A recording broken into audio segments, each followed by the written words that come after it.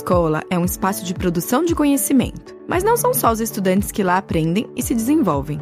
Professores estudam, planejam, refletem sobre suas práticas e as ajustam, investigam novas estratégias, buscam novos caminhos e se aprimoram para adequar o ensino às necessidades dos seus alunos. E para que a escola seja assim, a coordenação pedagógica precisa articular muito bem as aprendizagens dos docentes com as dos estudantes, ou seja, ter um olhar duplo para observar as necessidades de aprendizagem dos estudantes e então planejar a formação docente e garantir que sejam oferecidas as melhores condições para que todos, alunos e professores, avancem. É sobre esse papel de articular aprendizagens que falamos no 5º e penúltimo capítulo do livro Coordenação Pedagógica, Identidade, Saberes e Práticas, que foi produzido por nós, da Comunidade Educativa SEDAC, e acaba de ser lançado pela Moderna e a Fundação Santiliana. E é sobre isso que vamos conversar nesse episódio do Na Escola, um podcast para educadores e educadoras. Nessa segunda temporada, estamos discutindo a atuação da coordenação pedagógica. Eu sou a Viviane Anselmo e converso com a Gisele Goller e a Renata Greenfeld, que se debruçaram sobre esse tema para escrever o capítulo. Ambas são coordenadoras pedagógicas na Comunidade Educativa SEDAC e têm ampla experiência na formação de educadores. Vamos lá? Vamos ouvir a conversa? Olá, Renata. Oi, Gisele, tudo bem? É um prazer estar aqui com vocês para conversar sobre esse que é um aspecto tão fundamental do trabalho da coordenação e que a gente sabe que exige muita habilidade. Olá, Vivi. Olá, Rê. Sejam muito bem-vindas. Queria começar perguntando para a Renata. Rê, a gente falou ao longo de todo o livro, e nesse capítulo em especial, que cabe à coordenação pedagógica, ao mesmo tempo, acompanhar as aprendizagens dos estudantes e as práticas docentes. Mas ainda pode haver a ideia de que saber o que o professor está fazendo, procurar conhecer os resultados dos alunos, que possa ser uma forma de inspecionar, de controlar, de fiscalizar o trabalho do professor, não é? Você poderia falar um pouquinho sobre isso e levantar alguns pontos para que a coordenadora e o coordenador consigam fazer com que o acompanhamento não seja percebido dessa maneira? Bom, Vivi, essa pergunta é exatamente isso que acontece, né? Acho que a coordenação pedagógica tem esse papel mesmo de articular os saberes dos professores à didática e em função das aprendizagens. Então, eu acho que um primeiro ponto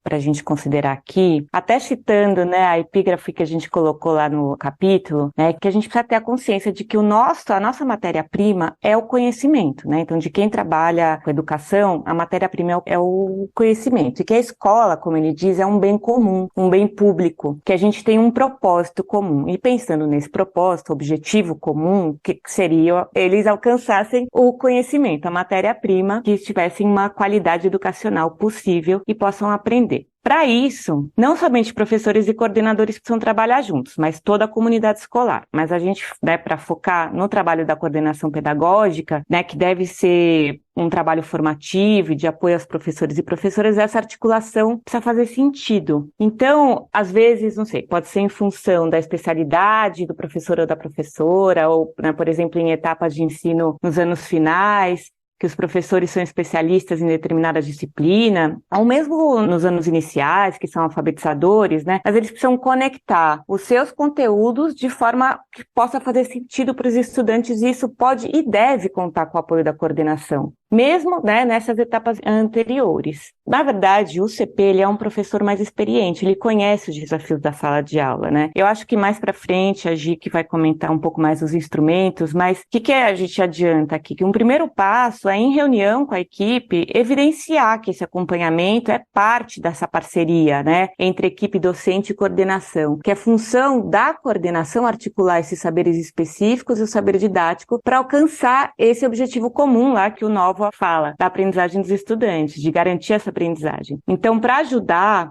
os professores nos planejamentos de aula, pensando em intervenções mais assertivas, a coordenação precisa, sim, acompanhar as aprendizagens dos estudantes. Isso não significa fiscalização, né? A gente também precisa ressignificar esse acompanhamento e as responsabilidades. Na verdade, quando a gente fala nesse objetivo comum, precisa trazer a ideia de corresponsabilidade. Então, a aprendizagem fica como uma responsabilidade de todos na escola, incluindo os próprios estudantes. Mas voltando a algumas ações necessárias para isso, a primeira coisa é escutar a equipe docente, né? Então, escutá-los atentamente, reconhecer e valorizar o que eles já sabem, né? Promover trocas entre eles. Então, quando há, por exemplo, uma observação em sala de aula, a ideia não é chegar de surpresa, né? Não é uma visita surpresa, uma prova surpresa, mas sim planejar junto com o professor essa entrada, a intervenção, para que seja formativo para toda a equipe. É um planejamento com foco, de forma a melhorar a ação docente e, de novo,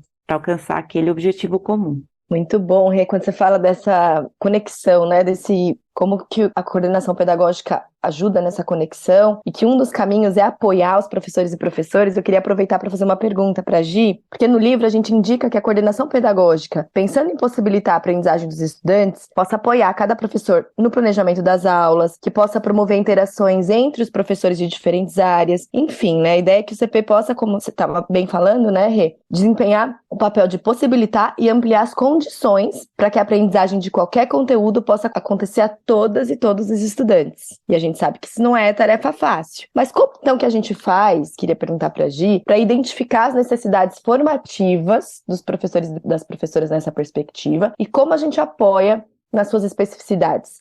Você poderia dar exemplos, Gi, de como isso acontece na prática? Posso sim, Vivi. Primeiro, agradecer a oportunidade de estar aqui conversando com vocês. E, como a Renata bem falou, a ideia é de uma parceria, né? Eu acho que tanto a gente identifica as necessidades formativas dos professores como os talentos que cada um tem, né? Então, a forma como o coordenador pedagógico pode identificar essas necessidades e esses talentos, ela se dá, às vezes, de uma forma bastante informal, né? Assim, andando pelos corredores, o que importa, esse coordenador pedagógico está com a escuta atenta, também foi algo dito pela Renata, e com essa intencionalidade marcada, né, de estar ali observando o ambiente, um olhar de estranhamento, não no sentido da fiscalização, mas de compreender mesmo que ele tem como objetivo a aprendizagem de todos. E quando eu falo da identificação, tanto das necessidades como dos talentos, é pensar que, para isso, o coordenador pedagógico, por exemplo, ele utiliza, além dessa forma mais informal, dessas caminhadas, né, desse olhar atento, ele tem instrumentos de acompanhamento que ele usa, né, no seu dia a dia, como o planejamento das aulas, o registro que os professores fazem das aulas, as próprias produções dos alunos, né, que ele pode observar sempre com essa intenção de alcançar um objetivo da aprendizagem, não com o sentido da fiscalização. E acho que até o fato de, quando a gente não tem o registro, por exemplo, né, algo que a gente fala no livro também, quando um professor, por exemplo, não apresenta um planejamento ou um planejamento que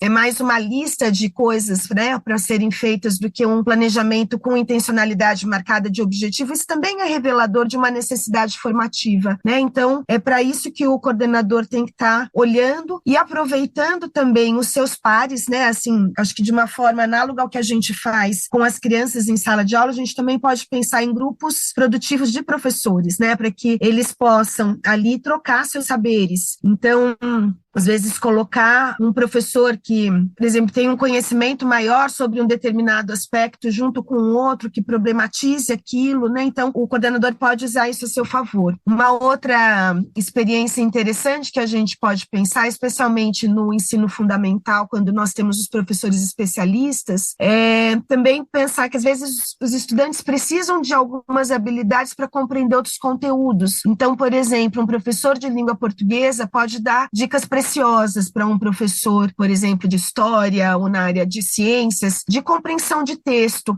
também, né? De que boas perguntas podem ser feitas para adentrar um conteúdo. Então, acho que o coordenador pedagógico atua meio que como um maestro ali, né? De uma orquestra que vai também pensando em quem que ele coloca com quem, em que momento agrupa, em que momento ele trata de necessidades específicas, então que ele se senta com um professor determinado quando identifica uma necessidade de discussão sobre um determinado assunto. Muito bom você trazer isso, Gi, porque algumas palavras, né, vão ficando na nossa conversa e a gente sabe que elas são muito valiosas para a gente, como conexão, trocas, parceria. Você falou bastante da parceria agora, né, entre os professores, que a coordenação vai facilitando, vai mediando. Então eu queria falar um pouco da coordenação pedagógica e dessa solidão que a gente tanto escuta, né? desse lugar solitário da coordenação pedagógica e perguntar para a Rê, porque no livro a gente aborda a importância de que a coordenação pedagógica não trabalhe sozinha, tem tudo a ver com o que a gente estava falando, mas agora no ponto de vista da coordenação, e que ela possa valorizar e se valer do fato de que sua equipe é constituída por pessoas com muitos conhecimentos. Então, como que o trabalho colaborativo pode ajudar a coordenação nesse acompanhamento das aprendizagens? Qual o papel aí dessa colaboração? Então, acho que sim, a Gi já deu várias dicas aqui, né, mas acho que também, primeiro, começar por uma ideia, né, do trabalho colaborativo com a consciência de que a escola é um espaço coletivo, né, de trazer aquela questão da corresponsabilização. Então, quando a Gi fala, uma coisa muito bacana, isso da interdisciplinaridade, de um professor de língua portuguesa ou mesmo um professor alfabetizador apoiar outros professores especialistas em outras disciplinas, né, em competências que são importantes para todas as aprendizagens, é essa colaboração, né? Agora, pensando no coordenador, ele pode formar essas parcerias com seus professores, então, ele é um parceiro da equipe docente, ele pode pensar num espaço que possibilita essas relações colaborativas entre os próprios professores, entre os professores e estudantes, né, como se fossem pequenas ações e posturas que vai gerando, e também, né, que gere a colaboração entre os próprios estudantes. Então, quando a Gi comenta da identificação de talentos, por exemplo, né, e que isso é valorizar os conhecimentos que eles têm para compartilhar com os outros e que isso pode apoiar o planejamento de outros. Eu acho que a gente tem, às vezes, uma ideia ainda muito competitiva, sabe, da sala de aula, e de que cada um esconde, seja os meninos e as meninas, né, escondem suas atividades, os professores seus planejamentos, cada um, né, ali dentro da sala de aula você faz o que a porta fechou e você fica sozinho, ao mesmo tempo você não compartilha. Então, acho que é romper com essa ideia para um espaço coletivo e de que a aprendizagem é responsabilidade de todo mundo. Então, de novo, voltar na ideia da corresponsabilização, né, do coletivo que precisa ganhar mais espaço na escola.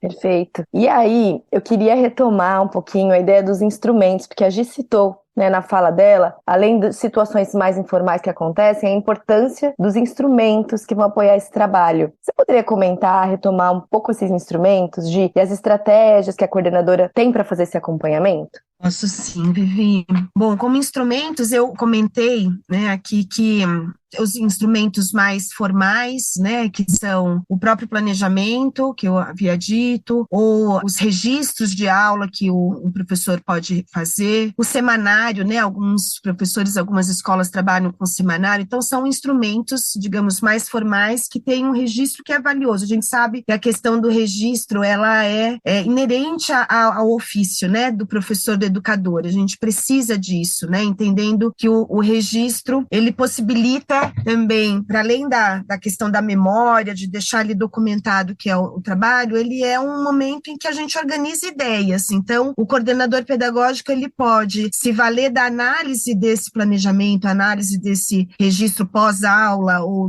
das ideias que estão colocadas ali no semanário, para poder identificar as necessidades formativas dos professores ou identificar quais são os conteúdos que estão sendo trabalhados, ou mesmo os talentos dos professores, ou pensar também em que apoios, que subsídios que ele pode fornecer para aquele professor para aprimorar o planejamento dele. Então, são esses instrumentos mais formais que fazem parte, né, do dia a dia da escola e que permitem ali a atuação intencional do coordenador pedagógico. E os informais, como eu havia dito antes, né, que é essa escuta e uma observação atenta o tempo inteiro, né? O coordenador pedagógico, ele tem que estar sempre alerta. E quando você me fala das estratégias formativas, Vivi, pergunta sobre elas, eu penso que as estratégias formativas, elas já dão um passo à frente, né? Assim, é quando a gente, a partir dessa análise das necessidades de aprendizagem, a identificação dos talentos, a gente consegue pensar num plano de formação. Isso também já foi abordado em outro capítulo do livro, né? E que a gente passa ao momento de definir, então, como é que eu vou tratar esse conteúdo? É fundamental que a gente escolha estratégias que tenham uma relação com a natureza daquele conteúdo. Então, para determinados aspectos, eu posso promover uma discussão, um debate sobre um texto teórico, né, sobre um determinado assunto. Para uma outra situação, eu posso pensar numa situação de tematização sobre a prática. E aí eu tenho que também definir, eu vou fazer a tematização sobre a prática, ou seja, refletir sobre essa prática, convidar a minha equipe a refletir sobre uma prática dessa escola ou de um grupo externo, né? Então, eu levo, por exemplo, exemplo, um vídeo de uma situação de ensino e de aprendizagem externa e levo ali para um debate entre os meus professores, ou eu opto por realizar uma observação dentro da própria escola, dentro da unidade escolar em que eu sou coordenadora pedagógica. Se for desta forma, como a gente também trouxe no capítulo, acho que do ponto de vista do professor que está sendo observado, é uma estratégia que já é formativa desde o princípio, né? Porque ele não é pego de surpresa, ele não é um professor que eu abro a porta e falo, oi, hoje eu vim aqui assistir sua aula. Não. Existe, na linha do que nós estamos falando, essa parceria entre o coordenador pedagógico e o professor. O coordenador conhece o planejamento, já discutiu o planejamento com o professor, identificou ali também quais são os objetivos de aula, as estratégias que o professor pensou, discutiu com ele e vai observar se a aula acontece de acordo com aquele planejamento ou não, né? Se as perguntas que as crianças, por exemplo, colocam, os estudantes colocam em jogo, às vezes conduzem para uma outra discussão. E tudo isso é registrado, pode ser por meio de vídeo, né? A gente tem tanta facilidade hoje dessa captura de imagens, coisas que antigamente era muito difícil, mas hoje a gente consegue, e essa linguagem é muito acessível para todo mundo, ou também por meio de registro escrito, né? E levar ali uma descrição do que aconteceu para que seja transformado num objeto de reflexão de todos, né? Então, são diferentes estratégias ali que o coordenador se vale, a depender do que ele tem como plano de formação para sua equipe.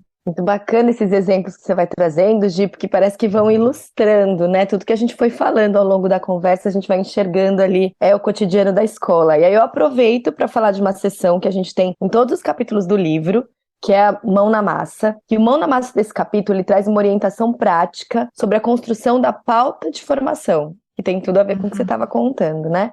O cuidado com a pauta, ela é uma marca da formação na comunidade educativa SEDAC, né? Esse é um ponto bastante valioso para a gente. Você pode falar um pouquinho sobre como vocês organizaram as orientações nessa parte, no Mão na Massa, do capítulo? Posso sim.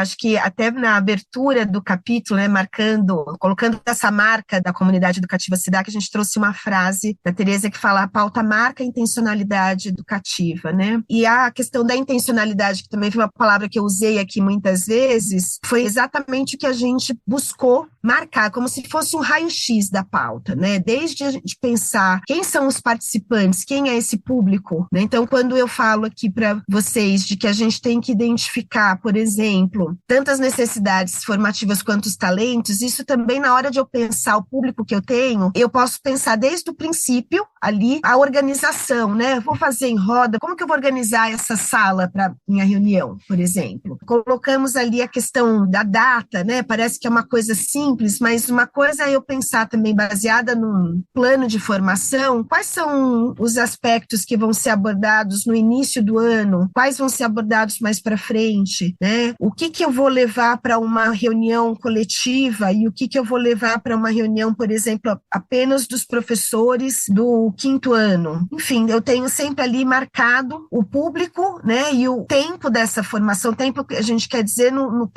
calendário letivo maior. E um recorte de conteúdos, né? Embora a gente tenha vontade de falar tudo de uma vez, os nossos tempos de reuniões, eles, de um modo geral, acabam sempre sendo curtos, né? Para o tanto que se quer falar. Normalmente as reuniões acontecem num tempo de reunião pedagógica, que em alguns lugares são chamados de HTPC, ATPC, módulo 2, enfim, é um tempo restrito, e a gente também precisa pensar o que cabe dentro desse tempo. E pensar também que objetivos que eu tenho, que eu consigo alcançar dentro desse tempo, que materiais que vão potencializar a nossa discussão. Cada uma das tomadas de decisões que estão nessa pauta, elas precisam ser pensadas, né, com minúcia, para que a gente possa alcançar aí a aprendizagem de todos, o avanço de todos. Muito legal, vale a pena dar uma olhadinha, né, em todas essas orientações que estão lá no Mão na Massa. E por falar em colocar a mão na massa, o Na Escola sempre traz experiências práticas, vivências de educadoras e educadores que colocam a mão na massa todos os dias. Esse é o quadro Direto da Escola. Direto da Escola. No episódio de hoje, A gente vai conhecer a experiência da Vanessa Azevedo Barbosa, coordenadora pedagógica da escola MEF, professor José Lazzarini Júnior, em Santo André, na Grande São Paulo. A Vanessa, que fez o curso de extensão universitária chamado A Função do CP na Construção de uma Escola Integradora, resultado de uma parceria nossa com a FEDUC. A Vanessa contou pra gente como ela faz esse acompanhamento das aprendizagens de alunos e professores.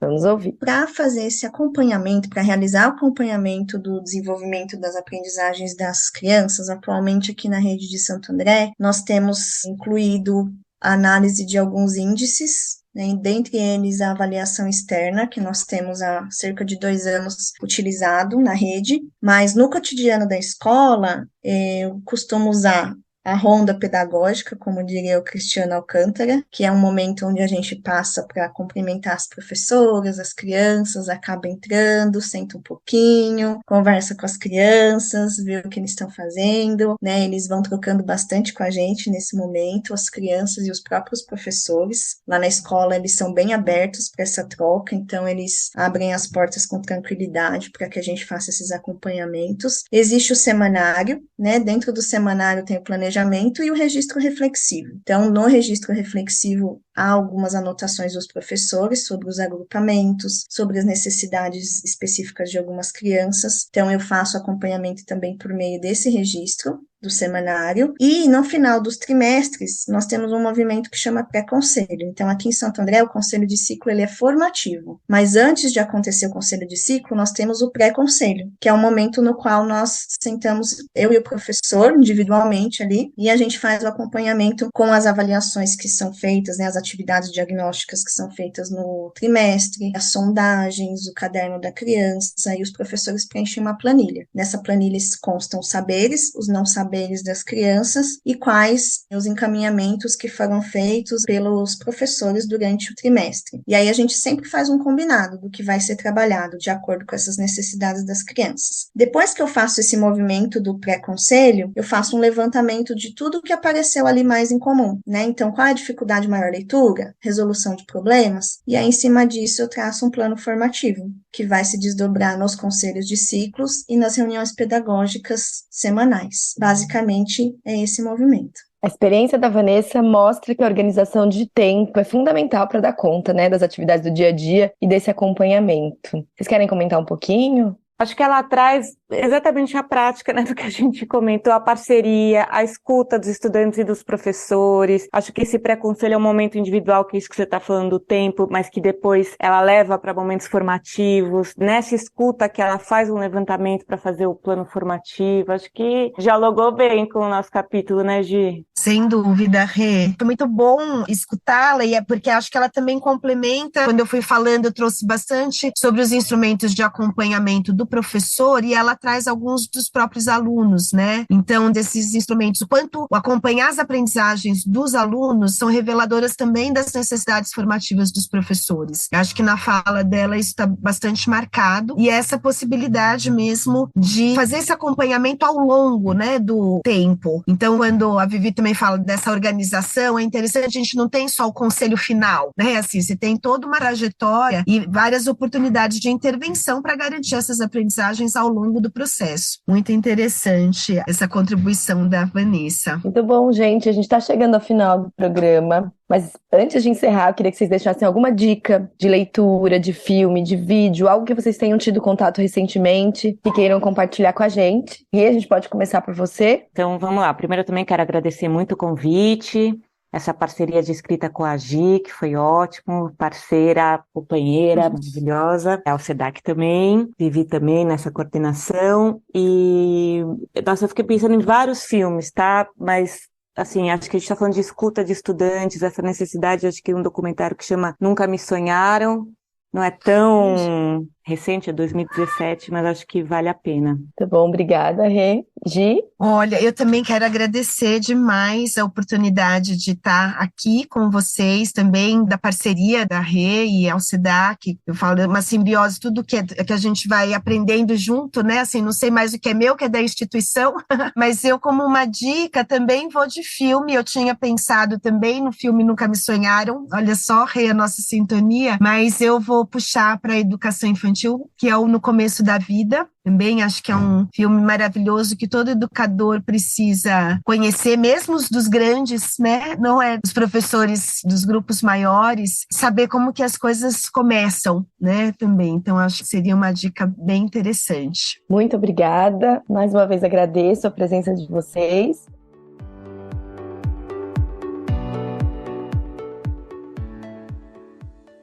Este foi o 12º episódio do podcast e o 5º dessa temporada, que é voltado a coordenadoras e coordenadores pedagógicos. Obrigada por nos acompanhar nessa jornada e fica aqui a sugestão. Se você ainda não ouviu os programas da primeira temporada, em que falamos sobre o papel da direção, volta lá para ouvir que vale a pena. É só dar uma olhadinha aqui mesmo na playlist do nosso Spotify. O Na Escola é um projeto da comunidade educativa SEDAC em parceria com a Moderna e a Fundação Santiliana, com discussões trazidas do livro Coordenação Pedagógica, Identidade, Saberes e Práticas. E aproveita para seguir o nosso canal no Spotify para receber o aviso de novos programas ou acesse o YouTube da Moderna. Nós vamos colocar os links na descrição aqui do podcast. Muito obrigada por acompanhar e até o próximo episódio.